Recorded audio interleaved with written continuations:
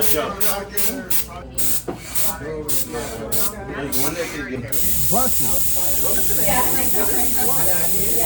gonna start charging for these.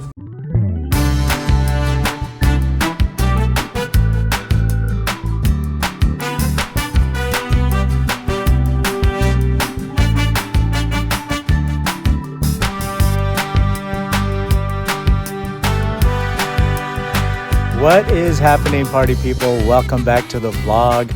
We're taking you along today for our Patreon tiki mug making party. And we're at a friend's house. We're making tiki mugs today from a classic Duncan Moai mold. And everybody's gonna do their own version of that mug, one of ones. Let's go in and see what everyone's doing. So first we have to start with the sculpture. And so Kirby's a friend of mine. It's like he used to live near here. And he and I did the very first Tonga hut mug back in 2011 or 2010. And then here it is 15 years later, and he called me up and he said, let's do some more mugs together. And so the first one we did was this one. He had 4 that were already sculpted. And so this is the surfing moai, and it's a design that he's done in carvings and paintings and all sorts of stuff. And so he did a sculpture. The original of this was in monster clay, which is this. And so but Kirby, trying to be safe, he made a silicone mold and then made resin. And so we actually pulled the mold from the resin. So this is the exact size of the original. Whenever you make ceramics, they shrink. So you can see how much it shrinks. They shrink to 12%, 12 to 18%, something like that. I can't remember. I was told 15 to 20. 15 to 20? Yeah. That's what she said. That's what she said. When they get cold. Yeah. Sculpting could be so. It is chilly. So this one was, we did the original, or we made the mold from resin. I did a mug called Going Primitive. It was designed by David Wong.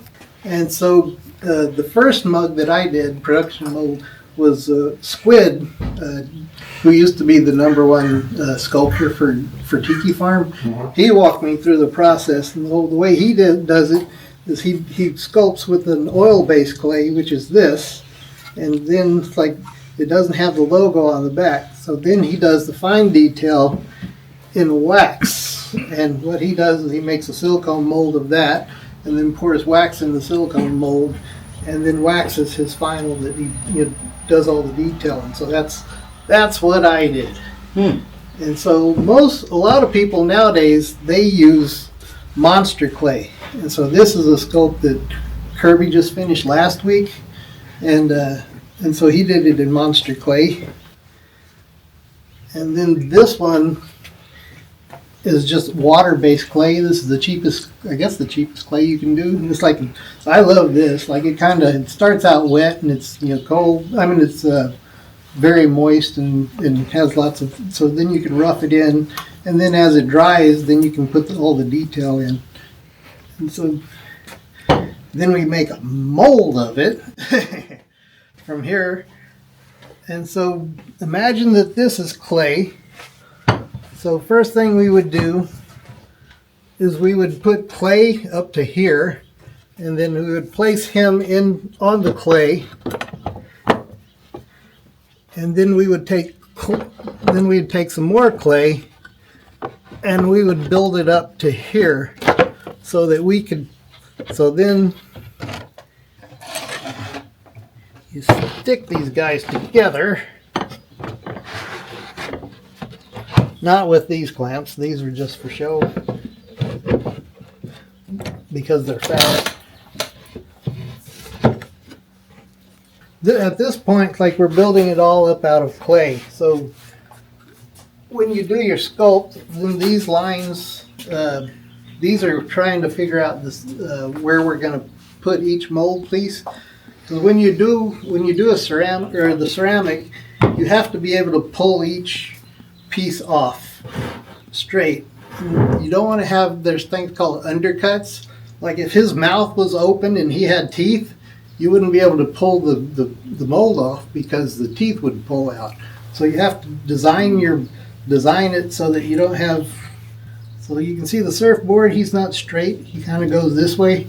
That way stuff pulls off without, so And that's what those lines are. yeah. Those lines indicate where he's going to put the mold lines. Because this one, it's like we couldn't have just a face mold because of the way these toes and stuff are. We had to do something that pulls. We had a thing that pulls this way, so we had a mold line that goes down the middle, and it opens this like this. And Kirby scopes on this, so you can turn it all the way around and get a good look. But most of the time you want, instead of having the lines straight, you want them to kind of be a little bit like this so that the mold pulls off easier, or rounded edges. But you don't want stuff like this, because then as you're trying to pull the mold off, it gets stuck. When you do the sculpt, then you have to put something on top to where, either on top or on bottom, because you have to be able to pour stuff in. So you got to add an extra little spot on top that's going to be your pour hole, the spout, exactly. So that's why he's got this on top, and this is on top. And so once you put that in, once you build up your clay there, then you have to also take clay and you have to put it along the seam lines on the inside. Because anywhere that there's a spot that it can leak, it will leak. And it's the same with doing the silicone molds. When you're pouring the silicone in, if you can find a way to leak out, it will. So once you've done all your clay up so that only the side that you're going to pull, then we mix the plaster, which is USG1 plaster. So then we pour it, and then you let it sit for about 30 minutes or so. It hardens really quick. And then once you do that, then you take it apart, and then you turn it over, and then you have to clay up another side. But then you also have, you poured your first plaster, and so you've got one side that you don't have to sculpt again, but you have another side that you do, so that you have an open area. And then you pour that, and it's like each time you pour, you have less you have to sculpt. And then you have to use this stuff. And so you have to put soap on plaster, because nothing sticks better to plaster than plaster. And so you have to put this mold, they call it mold soap. So you put the mold soap on, which will keep the plaster from sticking to the plaster. And so once you have all the sides done,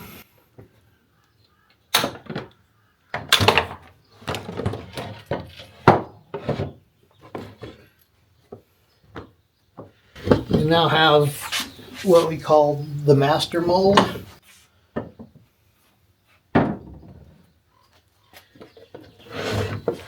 You take your little master mold over here. Don't drop it. Yeah, no. I'll do it anyway.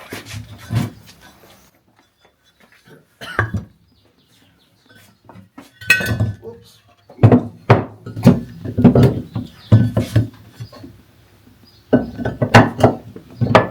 These molds aren't going to be used again. So it's all right if they break.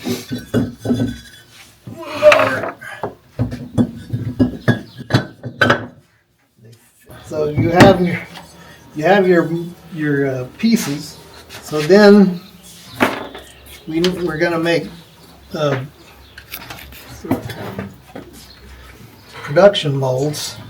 So you take silicone. It's like, so you make another box, and then it's like, and you have to clay it up on the sides, the same thing again, so that it doesn't leak. And then you stick this guy in there, and then you pour silicone around it, and it comes out, so you can see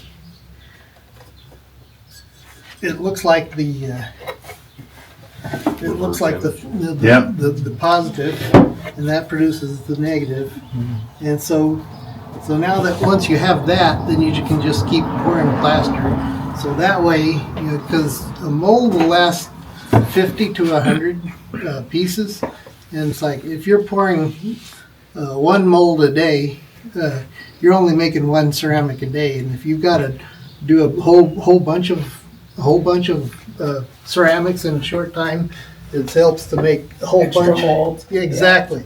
So then I can pour, however many of these in one day, and then we're making more at one time. So you use the silicone to make the mold that's going to be the production mold? Exactly. Gotcha. Yep. The master mold. So what's slip? Slip? Oh, slip is liquid clay. Okay, Yeah. that's so what you're it's- pouring in there. That's exactly Okay. what you're pouring in. I've heard the word slip. Exactly. Okay. Yeah. Be careful. So then, so then we have our production molds, which is what this is. So this is the pour hole. So you have to cut the little part out. They'll still lift off. So in this one, it's like this is actually a salt and pepper shaker. So I had to make the pour hole in the bottom because the top is going to be solid. So this is the original, or this is actually a wax.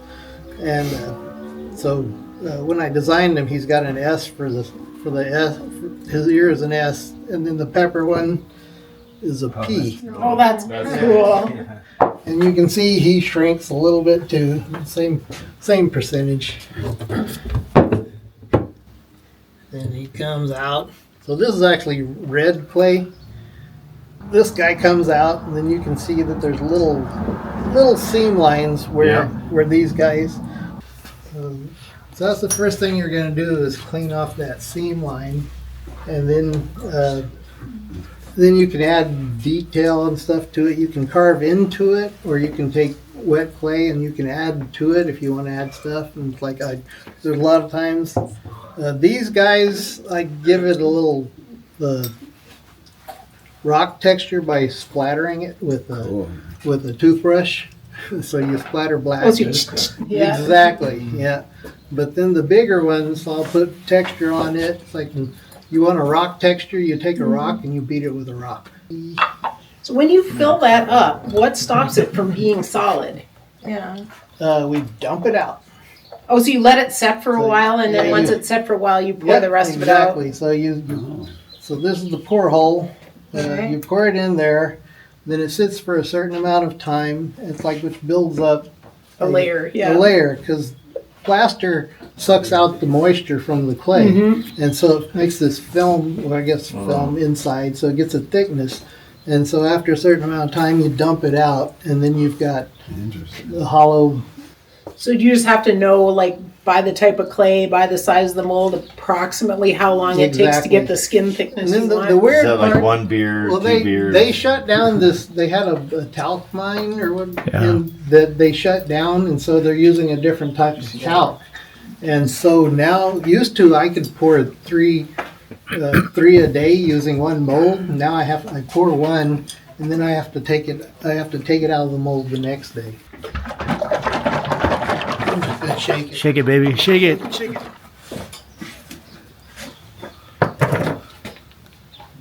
So this is the Duncan mold. This is the same moai that you guys are going to be working on. Now, if Kirby was pouring it, it would be all over the place. Kirby's messy. Messy. So then you'll wait for it to dry, and as it dries, this will go down, because it's all getting sucked out. So after a little bit, you'll have to add some more. Yep, and then it's like, and then after a certain, these guys are probably going to take 45 minutes or so to build up the right thickness, and then we'll dump Before you It- pour it- it it- out. pour them out. Uniformly, so it's the wall thickness is the Yep, same? exactly.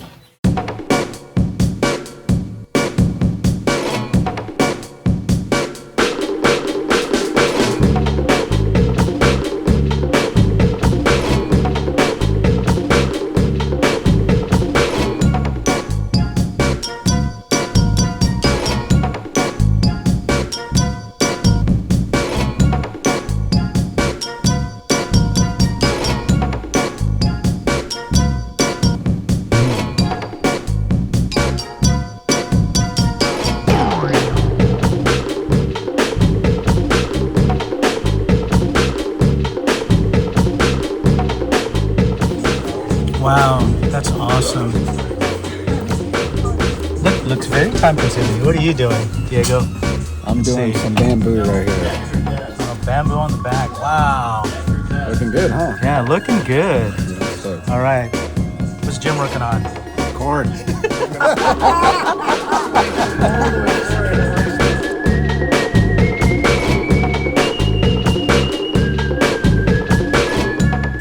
Wow, look at that.